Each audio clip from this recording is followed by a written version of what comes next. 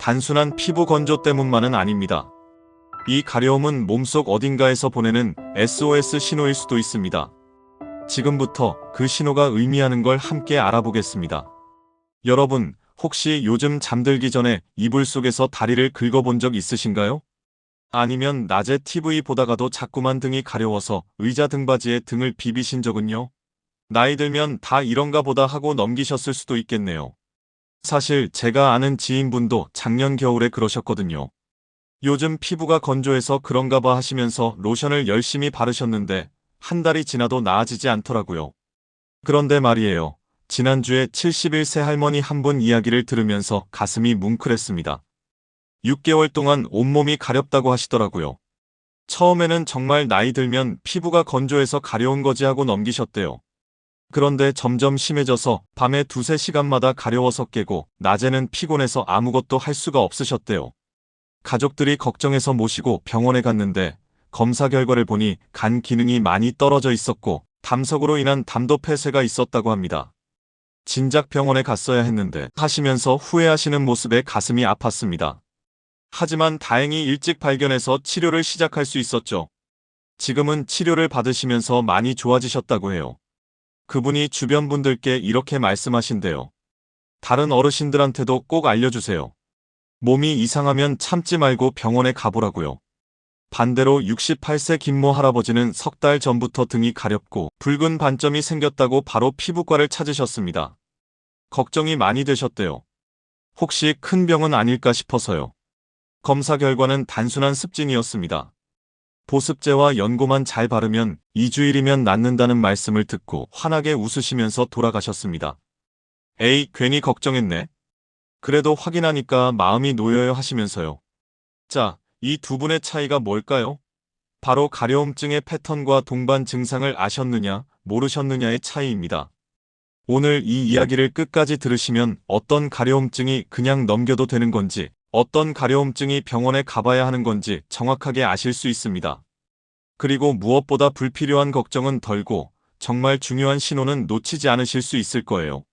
먼저 여러분께 안심하셔도 될 사실을 말씀드리겠습니다. 가려움증의 90% 이상은 심각한 질병과 관련이 없습니다. 정말이에요. 대부분은 피부 건조, 가벼운 습진, 알레르기, 곰팡이 감염처럼 피부과에서 간단하게 치료할 수 있는 것들입니다. 하지만 나머지 10%는 우리 몸속 장기가 여기 좀 문제가 있어요 라고 보내는 중요한 신호일 수 있습니다. 마치 자동차 계기판에 경고등이 켜지는 것처럼요.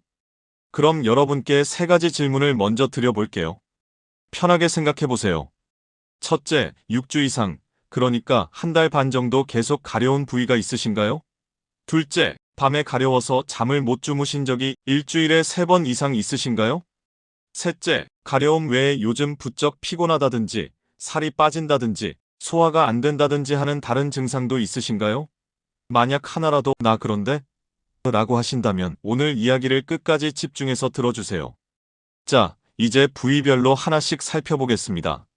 마치 몸을 한 바퀴 여행하듯이 위에서부터 천천히 내려가 볼까요? 먼저 두피부터 시작하겠습니다. 두피가 가렵고 비듬이 눈처럼 떨어지는 분들 계시죠? 어제 머리 감았는데 오늘 또 어깨에 하얀 각질이 쌓여있고 이마나 코 주변까지 기름기 있는 각질이 생기시나요? 특히 겨울에 더 심해지고요. 이런 증상의 90%는 지루성 피부염입니다. 걱정하지 마세요. 흔한 증상이에요.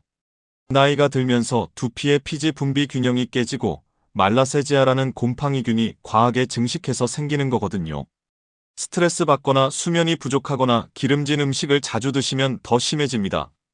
보통은 피부과에서 항진균 샴푸와 바르는 약을 받으시면 한 달 안에 좋아집니다.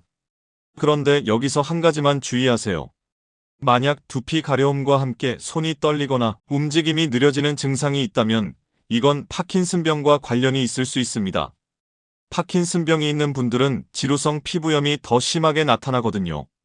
또 머리카락이 한 달에 평소보다 2~3배 더 빠진다 싶으면 초기에 치료해야 탈모를 막을 수 있으니까 이 주일 안에 피부과를 가보세요. 다음은 손과 발이 가려운 경우입니다. 손가락이나 손바닥에 좁쌀만한 작은 물집이 생기고 물이나 세제에 손을 담그면 따끔거리면서 더 가렵고 물집이 터진 자리에 각질이 벗겨지시나요?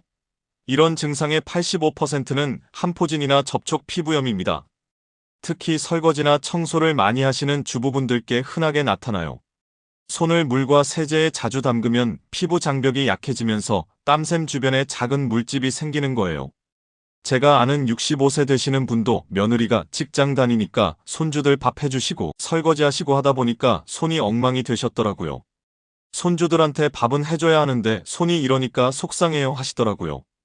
피부과에서 스테로이드 연고와 보습제를 받으시고 설거지할 때 면장갑 위에 고무장갑을 끼시니까 2주일 만에 많이 좋아지셨어요.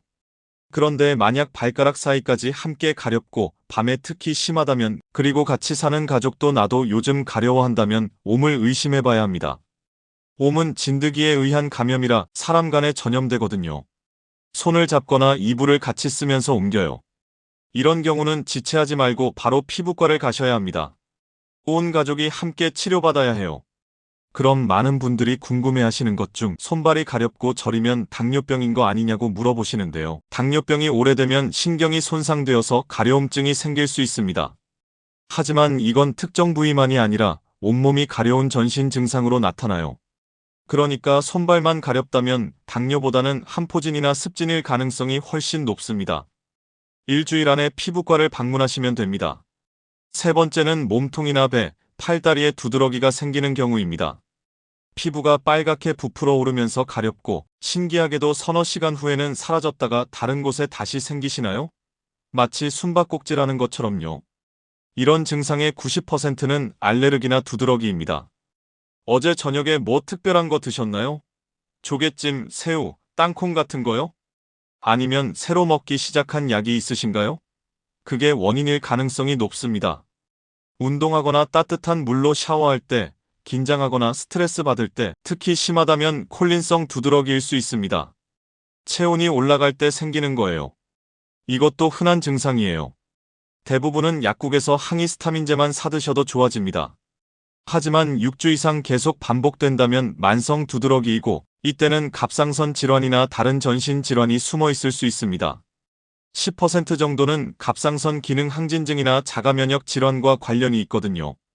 한 가지만 꼭 기억하세요.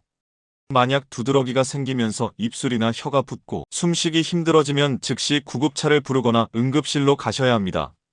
이건 심각한 알레르기 반응인 아나필락시스일 수 있어요. 생명이 위험할 수 있습니다.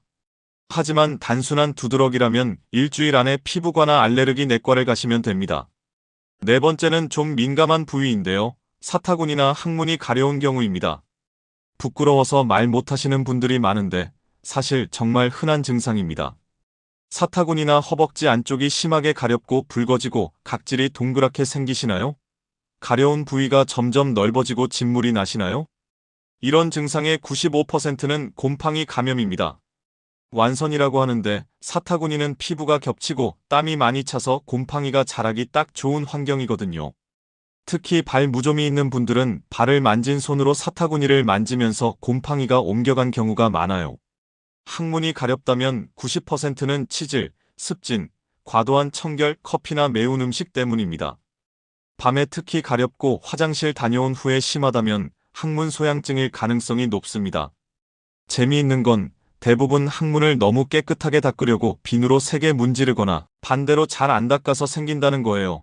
양쪽 극단 모두 문제가 되는 거죠. 그럼 많은 분들이 걱정하시는 거, 사타구니나 항문이 가려운 게 암과 관련이 있을까요? 매우 드물지만 항문암의 증상 중 하나로 가려움이 있을 수 있습니다. 하지만 암이라면 가려움보다는 출혈, 통증, 항문에 딱딱한 덩어리가 만져지는 게 더 흔한 증상입니다. 그러니까 가렵기만 하다면 95%는 곰팡이 감염이나 습진입니다. 피부과에서 현미경으로 간단하게 곰팡이를 확인하고 항진균 크림을 일주일에서 2주일 바르면 낫습니다. 부끄러워 마시고 이틀 안에 피부과를 방문하세요. 자, 이제 가장 중요한 부분입니다. 여기서부터는 정말 집중해서 들어주세요. 발진이나 두드러기 없이 온몸이 그냥 가렵기만 한 경우입니다.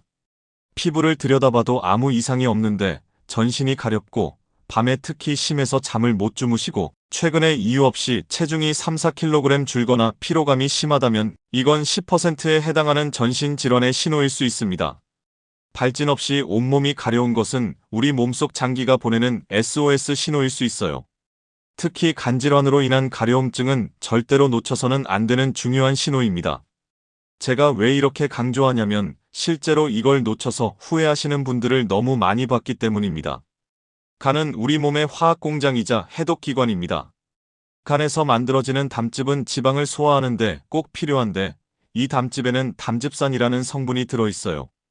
정상적으로는 담즙이 담관을 통해 장으로 배출되는데 간에 문제가 생기면 이야기가 달라집니다. 간경화, 만성간염, 담석증, 담관 폐쇄 같은 간질환이 있으면 담즙이 제대로 배출되지 못해요. 그러면 담즙산이 간에 쌓이고 결국 혈액으로 넘쳐서 온몸을 돌아다니게 됩니다. 이 담즙산이 피부의 신경말단을 자극하면서 극심한 가려움증을 일으키는 거예요. 특히 밤에 더 심해지는 이유가 있습니다. 밤에 담즙산의 혈중 농도가 더 높아지기 때문이에요. 그래서 낮에는 참을 만한데 밤만 되면 미칠 듯이 가려워서 벽에 등을 긁고 이불을 걷어차고 새벽에 일어나서 찬물 샤워를 하는 분들이 많습니다. 간질환으로 인한 가려움증은 다른 가려움증과 확실히 다릅니다. 첫째, 발진이 전혀 없습니다. 피부를 아무리 들여다봐도 붉은 반점, 물집, 두드러기 같은 게 없어요. 그냥 멀쩡해 보이는 피부가 미칠 듯이 가렵습니다. 둘째, 온몸이 다 가렵습니다. 특정 부위만 가려운 게 아니라 등, 팔, 다리, 배, 가슴 할 것 없이 전신이 가렵습니다. 특히 손바닥과 발바닥이 심하게 가려운 경우가 많아요. 셋째, 밤에 훨씬 더 심합니다. 그리고 넷째, 아무리 비싼 보습제를 발라도 전혀 소용없습니다. 이건 피부 건조 때문이 아니라 혈액 속 담즙산 때문이거든요. 그리고 가장 중요한 특징은 다른 증상이 함께 나타난다는 겁니다. 가려움만 있는 게 아니에요. 피부나 눈 흰자위가 노랗게 변하는 황달이 생깁니다. 거울을 보면 얼굴이 노래 보이고 화장실 가서 보면 소변 색깔도 진한 갈색이나 콜라색으로 변해 있어요. 아침에 일어나도 피곤하고 조금만 움직여도 기운이 빠집니다. 기름진 음식을 먹으면 속이 더부룩하고 메스꺼워요. 담즙이 부족해서 지방을 소화하지 못하기 때문입니다. 특별히 다이어트를 하지 않았는데 한두 달 사이에 3, 4kg씩 빠집니다. 배가 불러오고 복수가 차는 경우도 있고요. 조금만 부딪혀도 멍이 들고 코피나 잇몸 출혈이 생기기도 합니다. 간에서 만드는 혈액 응고인자가 부족해지기 때문이에요. 73세 정모 여성분 이야기를 자세히 들려드릴게요. 이분은 8개월 전 가을부터 온몸이 가렵기 시작했는데 특별히 발진은 없었습니다. 처음에는 나이 들면 피부가 건조해지나 보다 하고 약국에서 보습제를 사다가 아침 저녁으로 열심히 바르셨어요. 하지만 전혀 소용이 없었습니다. 3개월이 지나자 밤에 가려워서 잠을 못 주무시게 됐어요. 새벽 2, 3시에 가려워서 깨면 다시 잠들지 못하셨죠. 낮에도 피곤하고 입맛이 없어서 밥을 반 공기도 못 드시게 됐습니다.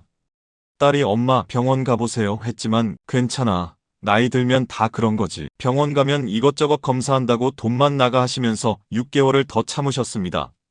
그러다 어느 날 며느리가 어머니 얼굴이 왜 이렇게 노래 보여요? 간이 나쁘신 분들이 저렇게 노래진대요. 라고 말했습니다. 깜짝 놀라서 거울을 보니 정말 피부가 노랗게 변해 있었어요. 그제야 겁이 나서 가족들과 함께 병원에 갔습니다. 피검사와 복부 초음파 검사를 받았는데 결과는 간경화가 상당히 진행된 상태였습니다.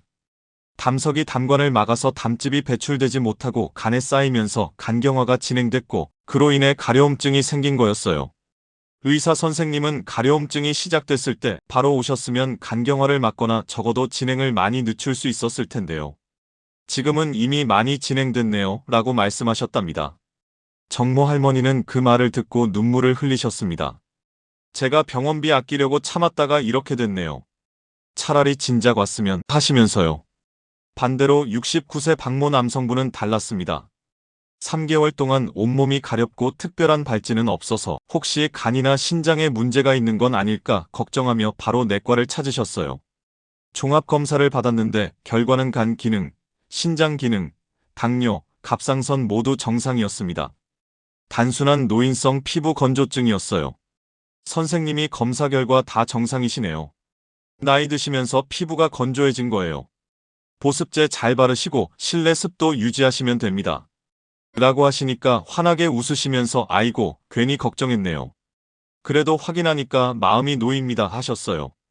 보습제를 아침 저녁으로 잘 바르고 가습기 틀어놓으니 2주일 만에 증상이 많이 좋아졌습니다. 이 두 분의 차이가 뭘까요? 동반 증상입니다. 첫 번째 할머니는 가려움 외에 피로감, 소화불량, 체중 감소, 그리고 나중에 황달이 있었어요. 두 번째 할아버지는 가려움만 있었고 다른 증상은 전혀 없었습니다. 그래서 검사를 해보니 한 분은 간경화였고 한 분은 단순 피부 건조였던 거죠. 그럼 간질환이 의심될 때 어떤 증상을 주의해야 할까요? 다음 증상이 하나라도 있다면 반드시 내과를 방문하셔야 합니다. 발진 없이 온몸이 4주 이상 계속 가렵고 밤에 가려워서 잠을 못 자고 피부나 눈 흰자위가 노래지고 소변 색깔이 진한 갈색이나 콜라색이고 대변 색깔이 회백색이나 연한 노란색이고 원인 모를 피로감과 체중 감소가 있고 오른쪽 윗배가 답답하거나 불편하고 기름진 음식을 먹으면 속이 메스껍고 최근에 술을 많이 드셨거나 만성 비형시형 간염이 있거나 보습제를 아무리 발라도 전혀 나아지지 않는다면 즉시 병원을 가세요. 간질환 외에도 발진 없이 온몸이 가려운 원인이 몇 가지 더 있습니다. 만성 신부전증이 있으면 신장이 노폐물을 제대로 걸러내지 못해서 독소가 혈액에 쌓이고 이게 피부신경을 자극해서 온몸이 가렵게 만듭니다. 특히 투석을 받는 분들은 70% 이상이 가려움증을 경험해요. 당뇨병이 있으면 신경이 손상되고 피부가 건조해져서 온몸이 가렵습니다. 소변을 자주 보고 갈증이 심하다면 당뇨를 의심해봐야 합니다. 갑상선 기능 항진증이 있으면 신진대사가 빨라져서 피부 온도가 올라가고 작은 자극에도 쉽게 가려움을 느껴요. 살이 빠지고 땀이 많이 나고 가슴이 두근거린다면 갑상선 검사를 받으세요. 더 드물지만 혈액암이나 림프종 같은 암이 있을 때도 온몸이 가려울 수 있습니다. 하지만 이런 경우는 전체 가려움증의 1%도 안 됩니다. 너무 겁먹지 마세요. 대부분은 피부 건조나 노화 때문입니다. 중요한 건 발진 없이 온몸이 가렵고 체중 감소, 피로, 야간 발한, 황달 같은 다른 증상이 함께 있다면 반드시 검사를 받아야 한다는 겁니다. 그러니까 정리하면 이렇습니다. 가려움증의 90% 이상은 피부 건조, 습진, 알레르기, 곰팡이 감염처럼 간단하게 치료할 수 있는 것들입니다. 하지만 즉시 병원에 가야 하는 경우가 있어요. 피부나 눈 흰자위가 노랗게 변하거나 발진 없이 온몸이 가렵고 밤에 잠을 못 자거나 가려움과 함께 심한 피로, 체중 감소가 있거나 소변이 진한 갈색이거나 대변이 회백색이거나 입술이나 혀가 부으면서 숨쉬기 힘들면 바로 응급실로 가세요. 일주일 안에 병원에 가야 하는 경우도 있습니다. 6주 이상 계속되는 가려움증이 있거나 보습제를 충분히 발라도 나아지지 않거나 같이 사는 가족도 비슷한 증상이 있거나 두드러기가 6주 이상 반복될 때입니다. 어느 과를 가야 할까요? 두피, 손발, 몸통, 사타구니 가려움은 피부과로 가시면 됩니다. 하지만 발진 없이 온몸이 가렵고 황달이나 피로 같은 증상이 동반되면 내과, 특히 소화기내과나 가정의학과로 가셔서 전신검사를 받으셔야 합니다. 두드러기가 반복되면 알레르기 내과도 좋습니다. 이제 일상에서 실천할 수 있는 가장 중요한 5가지 관리법을 말씀드리겠습니다. 이것만 잘 지켜도 가려움증 예방에 큰 도움이 됩니다. 첫째, 샤워 습관을 바꾸세요. 뜨거운 물은 피부의 기름막을 벗겨내서 더 건조하게 만듭니다. 손등에 대봤을 때 따뜻하다 싶은 정도 38도에서 40도 정도의 미지근한 물을 사용하세요. 샤워 시간도 10분을 넘기지 마시고요. 그리고 때를 절대 밀지 마세요. 때밀이 수건으로 문지르면 피부 장벽이 손상됩니다.